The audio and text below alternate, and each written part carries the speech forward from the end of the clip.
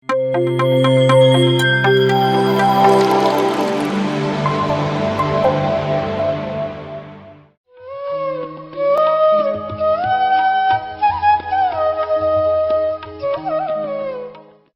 ಎಲ್ಲರೂ ಇಲ್ಲೇ ಇದ್ದೀರಾ?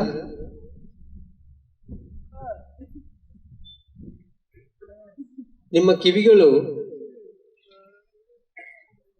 ಒಂದು 3 ನಿಮಿಷಗಳ ಕಾಲ ಈ ಕಡೆ ಇರಲಿ. ಶ್ರೀ ಮಲ್ಲಿಕಾರ್ಜುನ ಪಿರಮಿಡ್ ಆಧ್ಯಾತ್ಮಿಕ ಧ್ಯಾನ ಕೇಂದ್ರ, ಶಂಕರಹಟ್ಟಿ ಹೌದಲ್ಲ? ಅದು ಇವತ್ತಿನ ಹೆಸರು.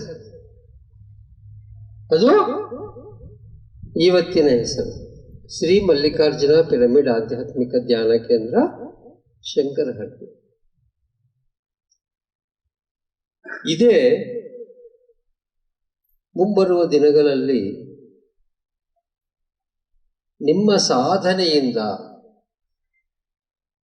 ಇದೇ ಶ್ರೀ ಮಲ್ಲಿಕಾರ್ಜುನ ಪಿರಮಿಡ್ ಆಧ್ಯಾತ್ಮಿಕ ಧ್ಯಾನ ಕೇಂದ್ರ ನಿಮ್ಮೆಲ್ಲರ ವೇದಿಕೆ ಮೇಲೆ ಕೂತ್ಕೊಂಡಿದ್ದವರನ್ನ ಹಿಡ್ಕೊಂಡು ವೇದಿಕೆಯ ಮುಂಭಾಗದಲ್ಲಿರುವಂಥ ನಿಮ್ಮೆಲ್ಲರ ಸಾಧನದಿಂದ ಅದರ ಹೆಸರು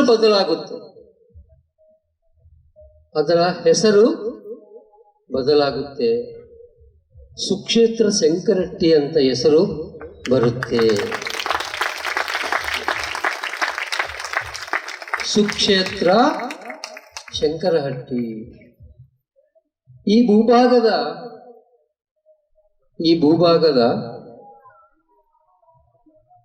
ಒಂದು ಸುಕ್ಷೇತ್ರ ಆಗಿ ಮೆರೆಯುತ್ತೆ ಈ ಪಿರಮಿಡ್ ಧ್ಯಾನ ಕೇಂದ್ರ.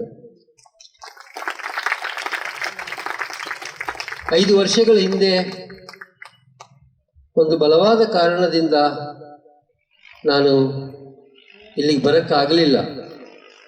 ಆದರೆ 5 ವರ್ಷಗಳ ನಂತರ ನನಗೆ ಅವಕಾಶ ಸಿಕ್ಕಿದೆ. ಆವತ್ತೇ ಹೇಳಿದ್ದೆ ನಾನು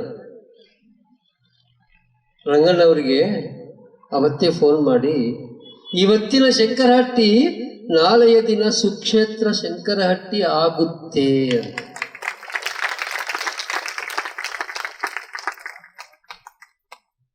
ಈ ಭಾಗದ ಪ್ರತಿಯೊಬ್ಬ ಸಾಧಕ ಅಡ್ರೆಸ್ ಹುಡ್ಕೊಂಡು ಬರ್ತಾನೆ. ಶ್ರೀ ಮಲ್ಲಿಕಾರ್ಜುನ ಪಿರಮಿಡ್ ಆಧ್ಯಾತ್ಮಿಕ ಧ್ಯಾನ ಕೇಂದ್ರದ ದಾರಿ ಎಲ್ಲಿದೆ ಅಂತ. ಅದು ಎಷ್ಟು ಬೇಗ ಆಗಬೇಕು ಅಂದ್ರೆ, ಬೇಗ ಆಗೋದನ್ನೋದು ನಿಮ್ಮ ಸಾಧನ ಮೇಲೆ ಡಿಪೆಂಡ್ ಆಗಿದೆ, ಆಧಾರಿದೆ. ನೀವು ಈ ಕ್ಷೇತ್ರವನ್ನು ಈಗ ಫಾರ್ ಎಕ್ಸಾಂಪಲ್ ಬೆಂಗಳೂರು ನಮ್ಮ ಪಿರಮಿಡ್ ವ್ಯಾಲಿ ಇಂಟರ್ನ್ಯಾಷನಲ್ ಎಷ್ಟು ಜನ ನೋಡಿದ್ದೀರಾ? ಇನ್ನು ಬಹಳ ಜನ ನೋಡಬೇಕು. ಓಕೆ, ಪ್ರಪಂಚದಲ್ಲಿ ಒಂದು 10 ಜಾಗಗಳನ್ನು ಆಯ್ಕೆ ಮಾಡಿಕೊಂಡು ಅತ್ಯಂತ ಶಕ್ತಿಯುತವಾದ ಪ್ರದೇಶಗಳು ಈ ಪ್ರಪಂಚದಲ್ಲಿ ಇರುವುದು 10 ಬರೀರಪ್ಪ ಅಂದರೆ, ನಾನಂತೂ ಮೊದಲು 5 ಸ್ಥಾನ ಅದಕ್ಕೆ ಕೊಡ್ತೀನಿ. ಯಾಕೆ? ಅದು ಅಷ್ಟು ಎನರ್ಜೆಟಿಕ್ ಪ್ಲೇಸ್ ಆಗಿದೆ ಅಂದರೆ, ಅಷ್ಟು ಜನ ಸಾಧಕರು ಆ ಪ್ರದೇಶಕ್ಕೆ ಬಂದು ಸಾಧನ ಮಾಡಿದ್ದಾರೆ.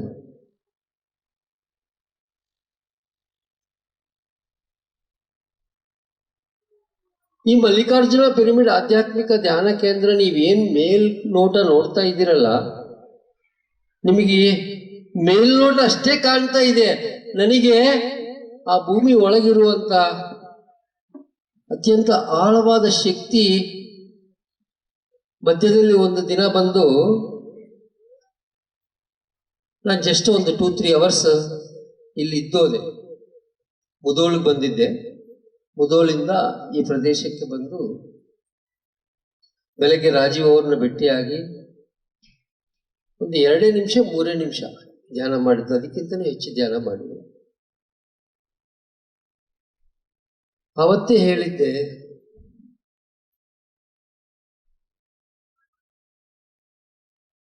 ಅವತ್ತು ಏನು ಹೇಳಿದ್ದೀನಿ ಅಂತ ಹೇಳ ನಿಮಗೆ, ಟಾಪ್ ಸೀಕ್ರೆಟ್ ಅದು ಹೇಳ. ಏನ್ ಮಾಡ್ತೀರಾ ಹೇಳಿದ್ರೆ? ಏನ್ ಮಾಡೋರಿದ್ದೀರಾ ಹೇಳಿ? ಚಪ್ಪಾಲ ಬೇಡ. ಏನ್ ಮಾಡ್ತೀರಾ ಅಂತ ಹೇಳಿದ್ರೆ ನಾನು ತಿಳಿಸ್ತೀನಿ. ಧ್ಯಾನ ಈಗಲೂ ಮಾಡಿದ್ದೀರಲ್ಲ, ಅವು ನಾನು ಏನಾದ್ರೂ ಕೇಳಿದ್ದೆ? ಹೌದಲ್ಲ?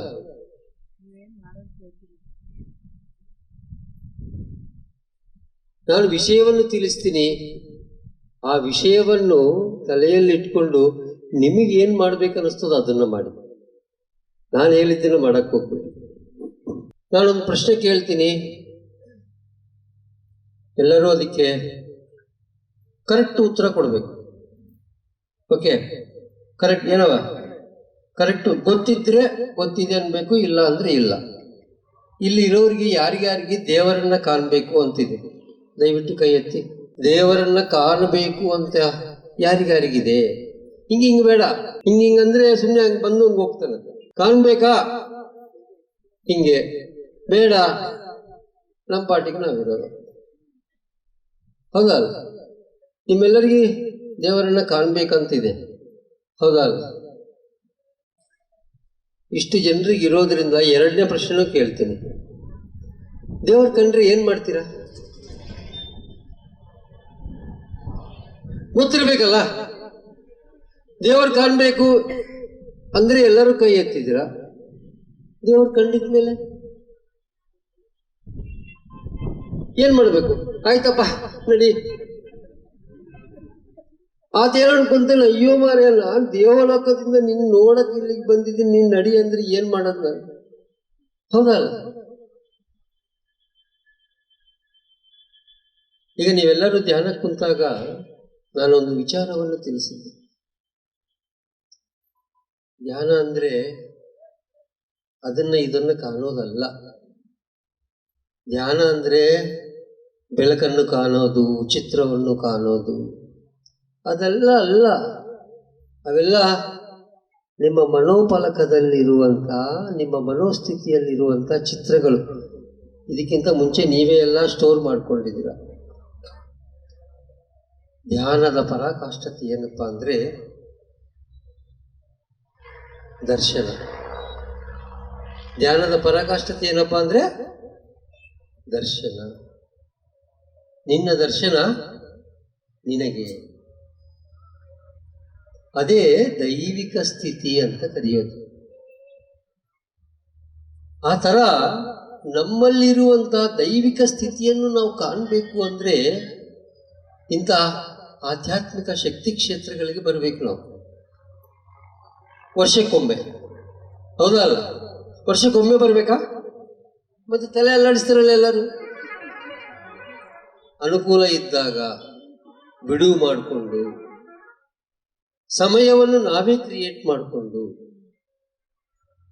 ನಿಮಗೆ ಯಾವುದೇ ಪಿರಮಿಡ್, ಈಗ ಫಾರ್ ಎಕ್ಸಾಂಪಲ್ ಕಲ್ಲೋಲಿ, ನಮ್ಮ ಮಲ್ಲಯ್ಯ ಪಿರಮಿಡ್ ಕಟ್ಸಿದ್ದಾನೆ.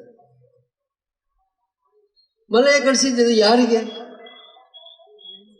ಮಲಯನ ಸಲುವಾಗಿ, ಹೌದಾ? ಬೆಂಗಳೂರು ಪಿರಮಿಡ್ ಇದೆ. ಬೆಂಗಳೂರಿಗೆ ಬಂದು ಮೆಜೆಸ್ಟಿಕ್ನಾಗ ಇಳಿದು ಕೆಲಸ ಮುಗಿಸ್ಕೊಂಡು ಮತ್ತೆ ನಿಮ್ಮೂರಿಗೆ ಬಂದರೆ ಏನು ಸ್ಪೆಷಲ್? ಬೆಂಗಳೂರಿಗೆ ಬಂದ ಮೇಲೆ ಪಿರಮಿಡ್ಗೆ ಬಂದ್ರೇನೆ ಸ್ಪೆಷಲ್, ಹೌದಲ್ಲ? ಬೆಳಗಾವಿ ಜಿಲ್ಲೆಗೆ ಬಂದ ಮೇಲೆ ಶಂಕರಟ್ಟಿಗೆ ಕಲ್ಲೋಲಿಗೆ ಹೋಗಿಲ್ಲ ಅಂದ್ರೆ ಇವತ್ತು ನಾನು ವಾಪಸ್ ಹೋಗ್ತಾ ಇದ್ದೀನಿ, ಕಲ್ಲೋಲಿಗೆ ಮತ್ತೆ ಸಪ್ರೇಟ್ ಆಗಿ ಬರ್ತೀನಿ, ಹೌದಲ್ಲ? ಪ್ರಯೋಜನ ಏನಿದೆ ಮಾಸ್ಟರ್ಸ್? ಈ ಒಂದು ಶಕ್ತಿ ಕ್ಷೇತ್ರ ಅನ್ನೋದು ಏನಿದೆಯಲ್ಲ, ಇದು ಮುಂಬರುವ ದಿನಗಳಲ್ಲಿ ಸುಕ್ಷೇತ್ರ ಆಗುತ್ತೆ. ಇದಕ್ಕೆ ನಿಮ್ಮೆಲ್ಲರ ಸಾಧನಾ ಶಕ್ತಿ ಬೇಕು, ನಿಮ್ಮ ದೈವಿಕ ಶಕ್ತಿ ಬೇಕು.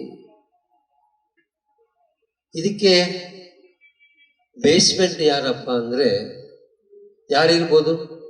ಈ ಶಕ್ತಿ ಕ್ಷೇತ್ರದ ಬೇಸ್ಮೆಂಟ್ ಯಾರಿರ್ಬೋದು? ಯೋಚನೆ ಮಾಡ್ಬೋದಾ? ಪತ್ರಿ ಸಾರ್ ಅನ್ಬೇಡಿ, ಪತ್ರಿ ಸಾರ್ ಅನ್ಬೇಡಿ. ಈ ಶಕ್ತಿ ಕ್ಷೇತ್ರದ ಬೇಸ್ಮೆಂಟ್ ವಿಶಾಲಾಕ್ಷಿ ಅವರಿಗೆ ಜೋರಾಗಿ ಚಪ್ಪಾಳೆ.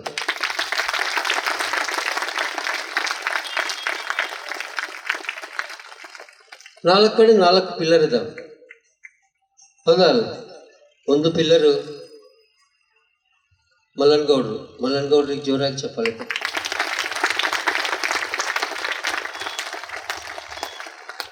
ಇನ್ನೊಂದು ಪಿಲ್ಲರು ನಮ್ಮ ರಂಗಣ್ಣ ಜೋರಾಗಿ ಚಪ್ಪಾಳೆ. ಇನ್ನೊಂದು ಪಿಲ್ಲರು ನಮ್ಮ ರಾಜೀವ್ ಸಾಹೇಬ್ರು. ಇನ್ನೊಂದು ಪಿಲ್ಲರ್ ಉಳಿದಿದೆ, ಅದು ಯಾರಾಗಿರ್ಬೋದು? ಇನ್ನೊಂದು ಪಿಲ್ಲರ್ ಉಳಿದಿದೆ, ಅದು ಯಾರಾಗಿರ್ಬೋದು? ಗೆಸ್ ಮಾಡ್ಬೋದಾ?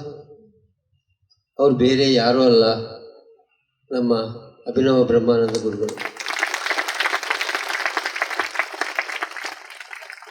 ಒಂಥರ ಅವರು ಈ ಕ್ಷೇತ್ರ ಪಾಲಕರಿದ್ದಂಗೆ. ನಾನು ಅನೇಕ ಬಾರಿ ಹುಣ್ಣಿಮೆ ಧ್ಯಾನ ಫ್ಲೈಯರ್ ನೋಡ್ತಾ ಇರ್ತೀನಿ. ವರ್ಷದಲ್ಲಿ 12 ಹುಣ್ಣಿಮೆ ಆದರೆ 7 ಹುಣ್ಣಿಮೆ ಅಪ್ಪಾಜಿಯವರು ಬರ್ತಾರೆ, ಹೌದಾ?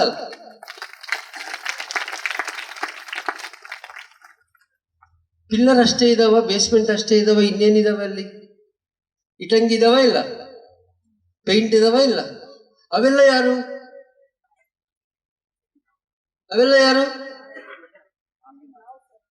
ನಾವು ಅಂತ, ನಾವು ಜೋರಾಗಿ ಹೇಳ್ಬೇಕು, ನಾವುಗಳು. ಇಟಂಗಿಗಳು ಯಾರು? ನಾವುಗಳು. ಅಂದ್ರೆ ಈ ಕ್ಷೇತ್ರ ಯಾರದ್ದು? ಜೋರಾಗಿ ಹೇಳ್ಬೇಕು, ನಮ್ಮದು. ಪ್ರತಿಯೊಂದು ಪಿರಮಿಡ್ ನಮ್ಮದೇ. ಅವ್ರು ಕಡಿಸ್ತಾರೆ, ನಮ್ಮ ಕೈಗೆ ಒಪ್ಪಿಸ್ತಾರೆ. ಹಿಂದಿನ ಜನ್ಮಗಳಲ್ಲಿ 100 ದೇವಸ್ಥಾನಗಳು ಕಟ್ಟಿದ್ದವರಿಗೆ ಮಾತ್ರ ಈ ಜನ್ಮದಲ್ಲಿ ಪಿರಮಿಡ್ ಕಟ್ಟುವ ಭಾಗ್ಯ ಸಿಗುತ್ತೆ. ಇದು ಶಾಸ್ತ್ರ.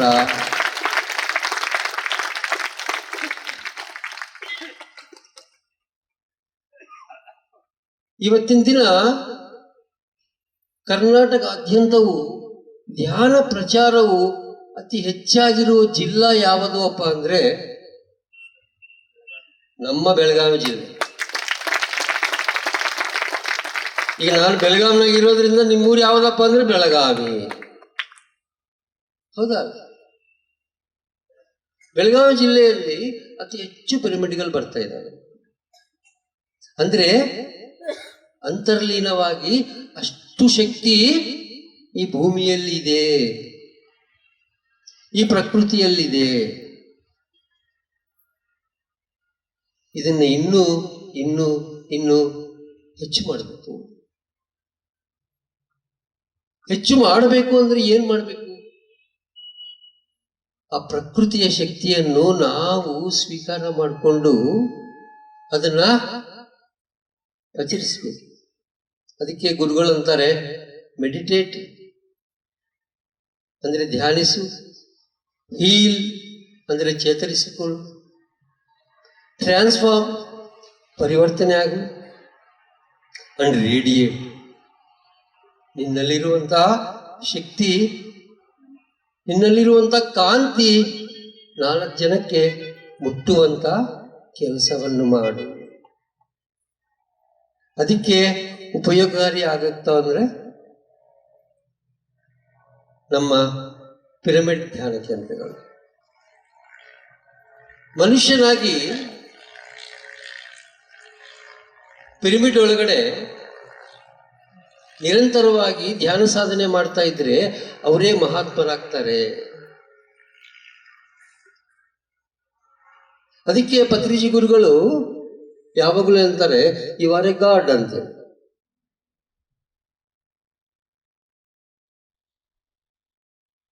ಭಗವಂತ ಪ್ರತ್ಯಕ್ಷ ಆದ್ರೆ ಏನ್ ಮಾಡಬೇಕು ಅನ್ಕೊಂಡಿದೀವಲ್ಲ, ಏನ್ ಮಾಡೋಣ, ಏನ್ ಮಾಡಮ್ಮ ಹೇಳು. ಭಗವಂತ ಪ್ರತ್ಯಕ್ಷ ಆಗ್ತಾನೆ. ಈಗ ಮತ್ತೆ ಗುರುಗಳ ಸಮಕ್ಷದಲ್ಲಿ ನಾವು ಧ್ಯಾನಕ್ಕೆ ಕುಂತರೆ ಖಂಡಿತ ಭಗವಂತ ಇಲ್ಲಿಗೆ ಬಂದೇ ಬರ್ತಾನೆ. ಅವಾಗ ಭಗವಂತನನ್ನ ಏನ್ ಬೇಡ, ಜಲ್ದಿ ಡಿಸೈಡ್ ಮಾಡ್ರಿ.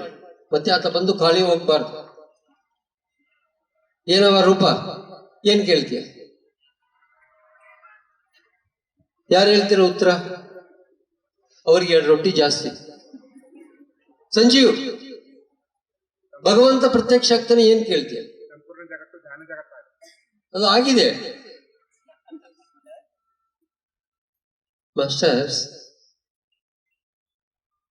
ಮಿರ್ದಾದ್ ಅಂತೇಳಿ ಪತ್ರಿಜಿ ಗುರುಗಳ ತರನೇ ಮಿರ್ದಾದ್ ಅದ್ಭುತವಾದಂಥ ಆಧ್ಯಾತ್ಮಿಕ ತತ್ವಜ್ಞಾನಿ. ಅವರೊಂದು ಮಾತನ್ನು ಹೇಳ್ತಾರೆ, ಭಗವಂತ ನಿನಗೆ ಸಾಕ್ಷಾತ್ಕಾರ ಆದರೆ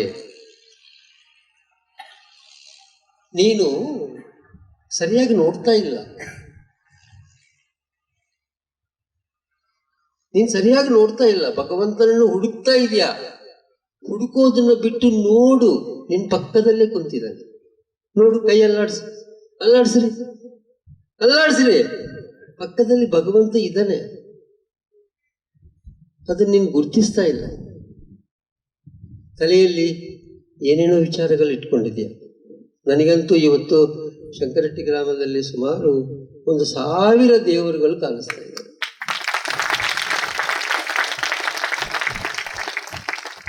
1,000 ದೇವರುಗಳು.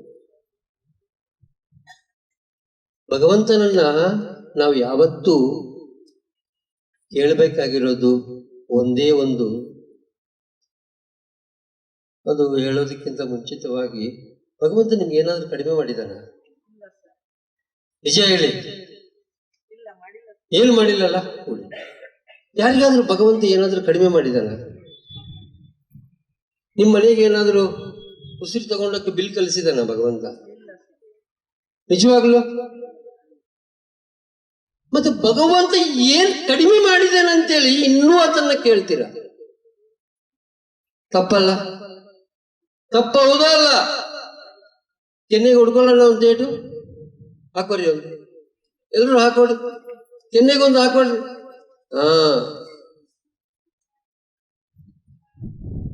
ನಾವು ಕೇಳಿ ಕೇಳಿ ಕೇಳಿ ಆತನು ಕಲ್ಲಾಗ್ಬಿಟ್ಟಾನೆ. ಸೊರಿಯಾಳು ಮತ್ತೆ. ಹೌದಾ?